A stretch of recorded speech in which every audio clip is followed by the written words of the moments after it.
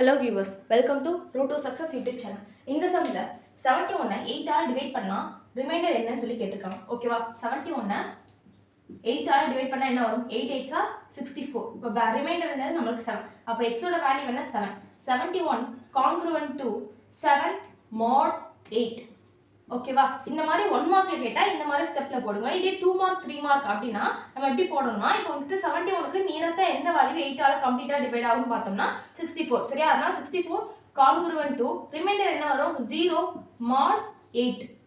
இப்போ 64 ஓட எந்த வேல்யூ ஆட் பண்ணா 71 கிடைக்கும்? 7 ஆட் பண்ணா கிடைக்கும். இப்போ 64 + 7 congruent to 0 + 7 mod 8.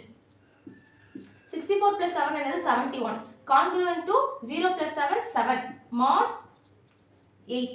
அப்ப x ஓட வேல்யூ என்ன? x = 7. ரிமைண்டர் வந்து 7.